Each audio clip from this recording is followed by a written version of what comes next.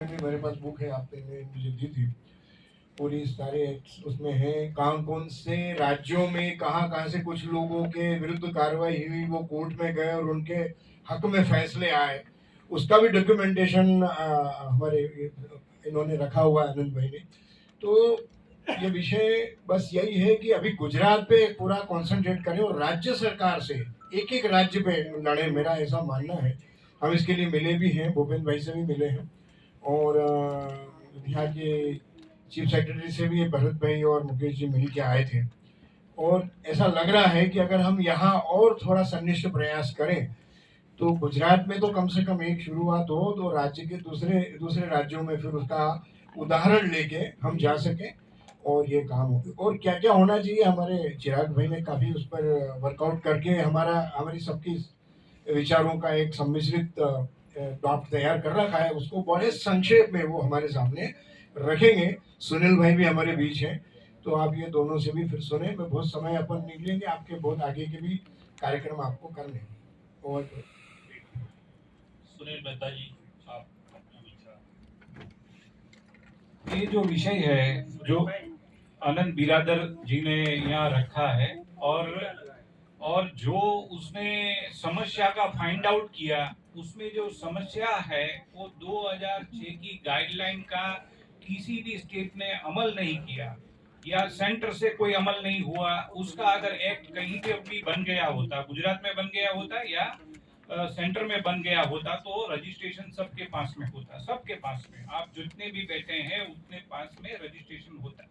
अच्छा, मैं सबको एक अलग बात बताना चाहता हूँ। इन 80s के दशक में यहाँ पर एक कोर्स चला था अहमदाबाद में, अहमदाबाद बीजे मेडिकल कॉलेज में, diploma nature cure and hygiene, उसमें DNCH। तो वो कोर्स जो है वो उसको रजिस्ट्रेशन दिया गया इन 80s। और कहाँ दिया गया? MCI में दिया गया, गुजरात मेडिकल काउंसिल में दिया गया, और वो 200 लोग आज तक रजिस्टर है वहां पर। तो हमने, हमारा एक संगठन है नेचुरोपैथी डॉक्टर्स एसोसिएशन, प्राकृतिक चिकित्सक संघ, तो हमने 2009 में हम कोर्ट में गए थे। तो कोर्ट ने 2 जजमेंट दिए, एक तो हमें वो रजिस्ट्रेशन दे मेडिकल काउंसिल, या दूसरा रजिस्ट्रेशन दे ये जो गाइडलाइन है 2006 की, उसके बाद में। तो सरकार ने बोला वो तो हमने दे दिया, वो गलत दे दिया है, ये हम नहीं देंगे, लेकिन गाइडलाइन के ऊपर काम करेंगे। तो उसमें कुछ नहीं हुआ। तो ऐसे करके हमने 6 बार हम हाई कोर्ट में गए, और हाई कोर्ट का क्या आता है, हाई कोर्ट में जो लॉ होता है उसके ऊपर वो वर्डिक या जजमेंट आता है। तो इसके लिए कोई एक्ट ही नहीं है, तो जजमेंट नहीं आता है।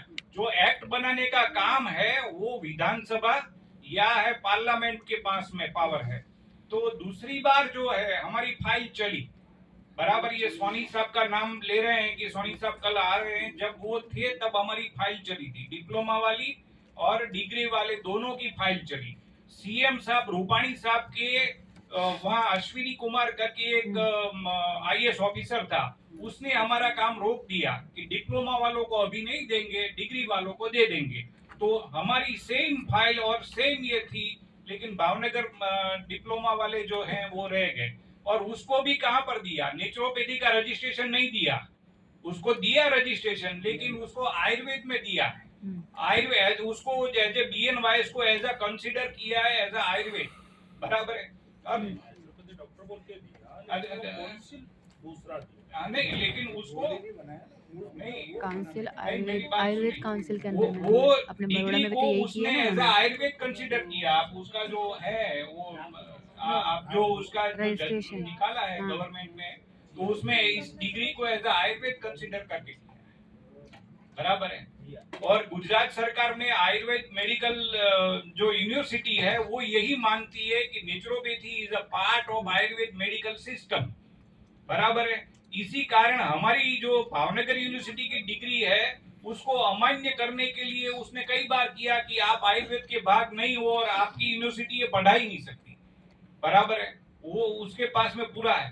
दूसरा, मैं एक आपसे लाइव क्वेश्चन करना चाहता हूँ, लाइव क्वेश्चन, बराबर है, कि आपको कोई आके पूछे आपके क्लिनिक में आके कि भाई आप कौन सी धारा में यहाँ प्रैक्टिस कर रहे हो, तो कौन बता सकता है गुजरात के कौन से एक्ट में कौन सी धारा में यहाँ पर प्रैक्टिस कर सकते हो, उसका ज्ञान किसके पास में हो तो मेरे को हाथ खड़ा करके बताए। अरे तो ये होना चाहिए कि नहीं होना चाहिए, कि कोई प्रोविजन है कि भाई हाँ हम प्रैक्टिस कर सकते हैं। गुजरात मेडिकल प्रैक्टिशनर एक्ट 1956 बराबर उसकी जो धारा है 2/3 प्रोवाइजो के हिसाब से अगर आप नेचुरोपैथी की प्रैक्टिस करते हैं, हाइड्रोथेरेपी की प्रैक्टिस करते हैं, चिरोपैडी की प्रैक्टिस कर रहे हैं, तो आप कोई प्रैक्टिस नहीं कर रहे, ये माना जाएगा। Gujarat medical practitioner act proviso 2/3 वो जो है आप प्रैक्टिस कर रहे हैं फिर भी वो प्रैक्टिस नहीं मानी जाएगी, इसलिए आपके ऊपर कोई काम नहीं होगा। दूसरा कि आपके यहाँ से एलोपैथी निकला जाएगा, उसका पंचनामा होगा तो वो एलोपैथी की धारा लागू पड़ जाएगी। आपके पास से आयुर्वेद का कुछ सामान मिल जाता है, कोई दवा सिरप मिल जाती है और कुछ ऐसे कोई चीज निकल जाती है, तो आयुर्वेद में ये चीजें हैं कि आप नेचुरोपैथी बोले तो नेचुरोपैथी पुरवार भी करनी पड़ती है कि हाँ ये नेचुरोपैथी है।